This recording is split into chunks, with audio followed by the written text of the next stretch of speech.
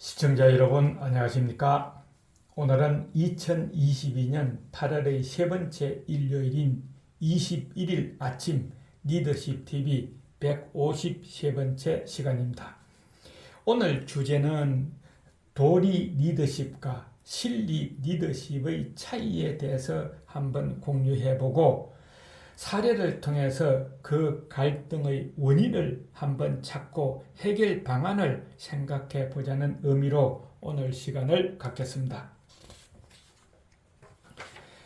성종이 연산군의 생모인 패비 윤씨에게 사약을 내렸을 때 그 약을 들고 간 사람이 당시 형방 성지로 있던 이세자였습니다.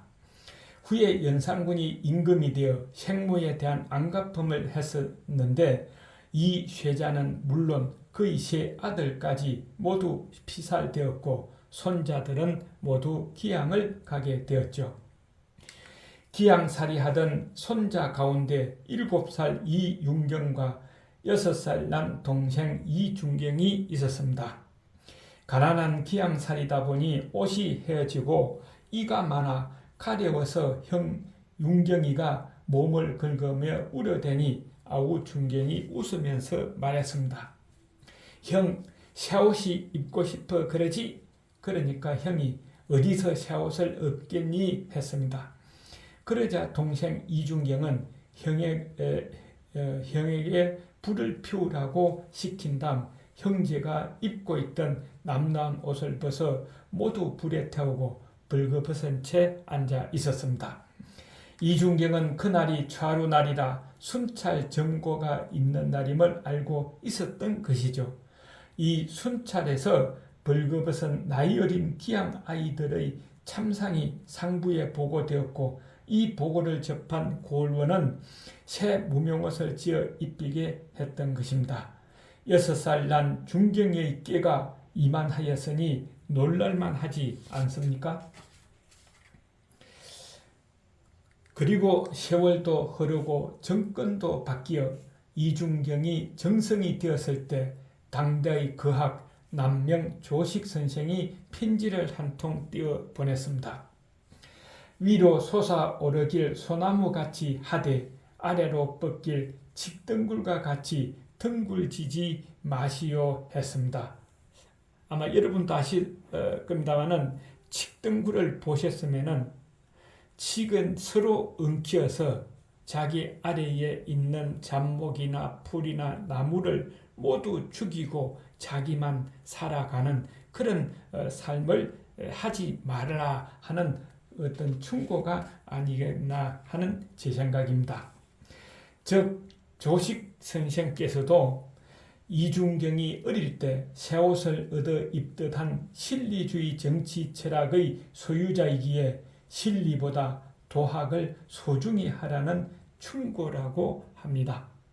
왜냐하면 그 당시 세상이 험했던 선조 영간인지라 이중경의 실리주의 및 지치주의 정치 철학은 크게 주요하여 선조 영간의 어떤가는 명재상으로 역사의 평가를 받지만 실리를 예면하는 도학지상주의의 당시 체제에서 이따금 비방을 받기도 했었답니다. 후에 사람들은 이윤경, 이중경 형제의 인물됨을 곧잘 비교하여 그 판단으로 실용주의자냐 도리지상주의자냐를 가름하는 기준으로 삼기도 했답니다. 이를테면 율곡 이인은 아후 중경보다 형 윤경을 더 낫다고 평가하였습니다. 즉 형이 낫다고 평가하고 칭찬하며 감탄하는 사람은 도리와 의리를 상대적으로 소중히 여기는 성품이고 아우가 낫다고 칭찬하고 감탄하는 사람은 실리와 실용을 소중히 여기는 성품의 소유자로 알았던 것이죠. 그런데 형 윤경에게 이중열이라는 아들이 있었는데 이런 사건에 연관되게 됩니다. 아들 이중열은 을사사화의 기폭제가 된 이희와 친한 사이였습니다. 그는 이 친구로부터 어느 날 시국에 걸리는 중대한 말을 듣게 됩니다. 그 당시는 이런 것이 역적에 해당되는 것이므로 신고를 하느냐 아니면은 같이 가느냐 두 개 중에 한 개를 택해야 된다는 것입니다. 그래서 이중열은 사화가 일어나지 않는다거나 실패하면 이희의 일당으로 몰려 처형되느냐 아니면 지금 이희의 말을 고발하여 화를 모면하느냐의 양자택일의 기로에 서게 되었습니다. 만일 이럴 때 시청자 여러분들의 자녀분들이 이런 문제로 의견을 물으면 어떻게 답을 주겠습니까? 이중열도 고민 끝에 아버지 이윤경에게 상의를 하였습니다. 그러자 아버지는 자신이 죽는 것도 애석하지만 친구를 어떻게 배반한다는 말이냐 하며 의리를 따르라고 했습니다. 다시 숙부 이중경에게 물었습니다. 그랬더니 숙부는 친구를 위해서 자신이 죽을 필요는 없다라고 상반된 대답을 했습니다. 이 내용은 조선 중기에 윤건수가 지은 수필 형식의 글을 모아둔 책인 월정말록에 상세히 기록되어 있다고 그럽니다. 그 내용을 간추리면 이런 것입니다. 이희가 처음에 의진 임금을 선택해야 한다는 말을 했는데 그 말이 조정에 널리 퍼졌습니다. 그러자 이에 이중열은 친구로서 심한 갈등을 겪게 되었죠. 그리고 아버지와 삼촌에게 이야기를 하게 된 것입니다.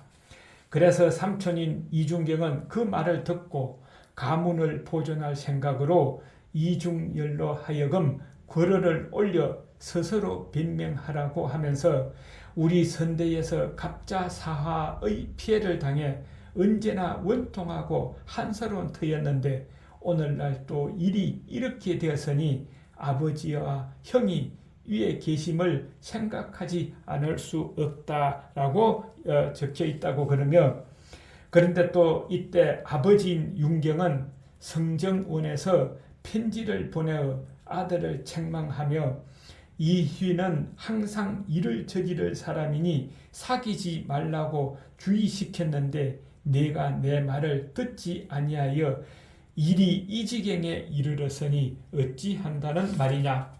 그러니 지금에 이르러 화가 눈앞에 닥쳤다고 해서 어찌 친구를 팔아서 살기를 도모할 수 있겠느냐 하였다고 기록되어 있다고 합니다. 이중열은 결국 함경도 갑산에 유배되어 남문 밖에 거처를 정하고 살다가 끝내 사약을 받고 죽었다고 합니다.